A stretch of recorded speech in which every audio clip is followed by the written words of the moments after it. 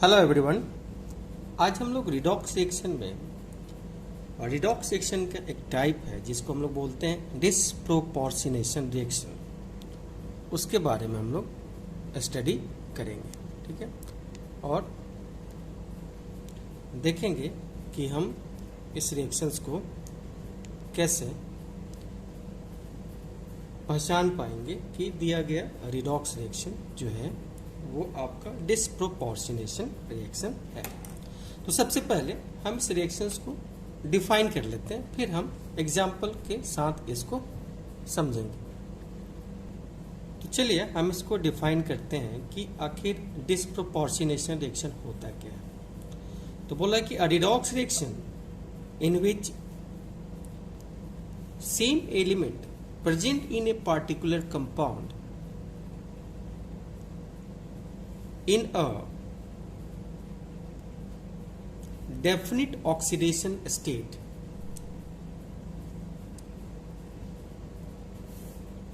oxidized as well as reduced simultaneously is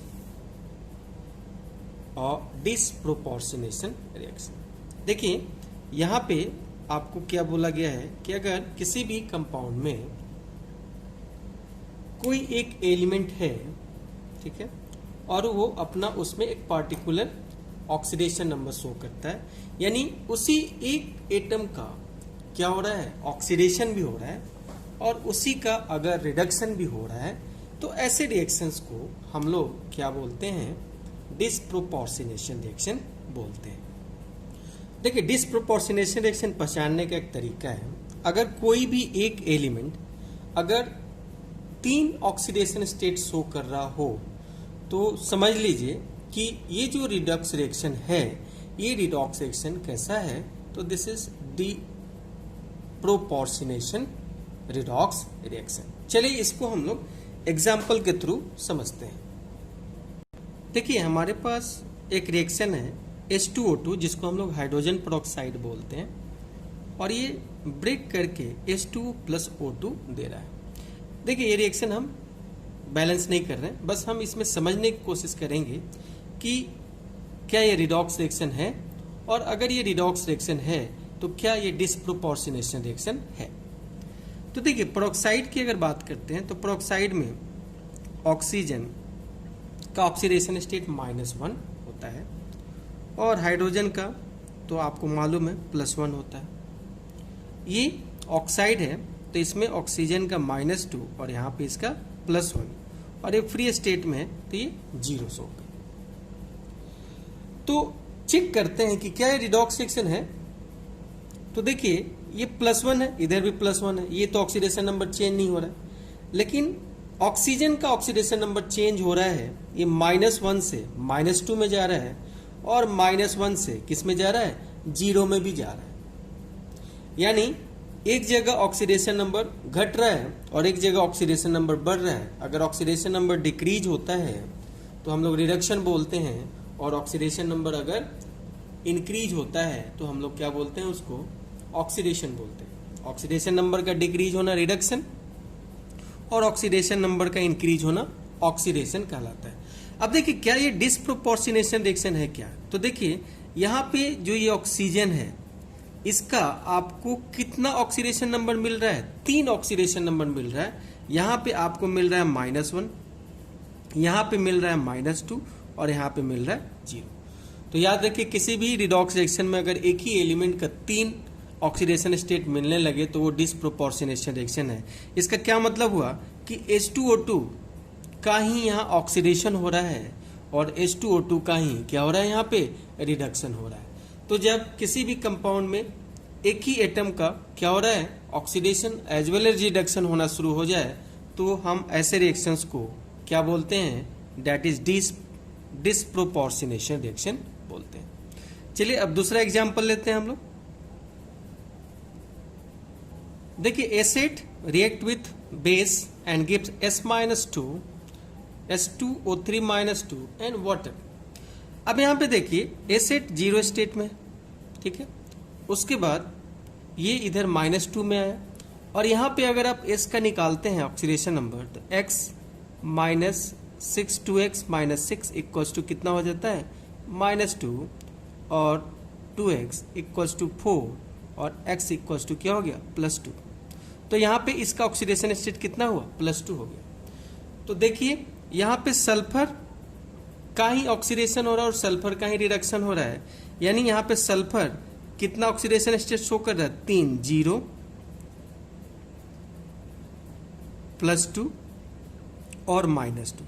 तो किसी भी रिएक्शंस में अगर 3 ऑक्सीडेशन स्टेट शो करने लगे कोई एक एलिमेंट, तो हम उसको बोलेंगे कि वो डिसप्रोपोर्शनेशन रिएक्शन है।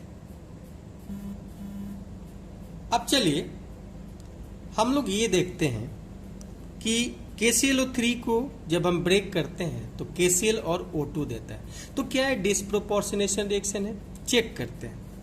देखिए यहां पे अगर आप K का देखिएगा ऑक्सीडेशन स्टेट तो +1 आएगा, इसका अगर देखिएगा तो +5 आएगा और इसका देखिएगा तो -2 आएगा। यहां पे इसका देखिएगा तो -1 होगा, इसका आएगा +1 और इसका क्या आएगा 0। अब यहां पे देखिए जो क्लोरीन है वो +5 स्टेट से किस में जा रहा है माइनस, यानी यहां पे क्लोरीन का क्या हो रहा है रिडक्शन हो रहा है, ठीक है। लेकिन ऑक्सीजन -2 से किस में जा रहा है 0 में जा रहा है, यानी इसका क्या हो रहा है ऑक्सीडेशन हो रहा है। तो यहाँ पे एक ही एलिमेंट का ना तो ऑक्सीडेशन हो रहा है और ना ही रिडक्शन हो रहा है, दो अलग अलग एलिमेंट, क्लोरीन का ऑक्सीडेशन नंबर चेंज हो रहा है और इसका रिडक्शन हो रहा है, और ऑक्सीजन का ऑक्सीडेशन नंबर चेंज होके ऑक्सीडेशन हो रहा है। तो ये डिसप्रोपोर्शनेशन रिएक्शन नहीं होगा, तो this is not disproportionation reaction. अब आइए एक नया एग्जांपल लेते हैं, NH4NO2 that gives N2 plus water. ये बैलेंस रिएक्शन नहीं है, हम बैलेंस नहीं कर रहे।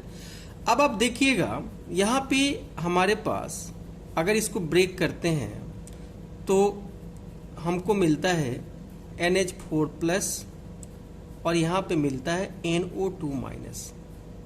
अब यहाँ पे हम इसका ऑक्सीडेशन स्टेट निकालते हैं, x + 4 इक्वल्स टू +1 और x equals to -4 + 1 equals to -3, यानी यहाँ पे ये क्या कर रहे हैं -3 ऑक्सीडेशन स्टेट शो कर रहे हैं। इसमें चेक करते हैं x -4 इक्वल्स टू -1 और x equals to 4 - 1 equals to +3, और यहाँ पे ये क्या कर रहा है +3 है। अब देखिए यहाँ पे ये ऑक्सीडेशन स्टेट क्या हो रहा है 0 हो रहा है। देखिए हमने अब बोला था कि अगर कोई एलिमेंट अगर 3 ऑक्सीडेशन स्टेट शो कर रहा है तो रिडॉक्स रिएक्शन होगा, लेकिन यहाँ पे ये डिसप्रोपोर्शनेशन रिएक्शन होगा, लेकिन यहाँ पे ये डिसप्रोपोर्शनेशन नहीं होगा। क्यों? क्योंकि किसी भी कंपाउंड में उसका डेफिनिट ऑक्सीडेशन नंबर होना चाहिए।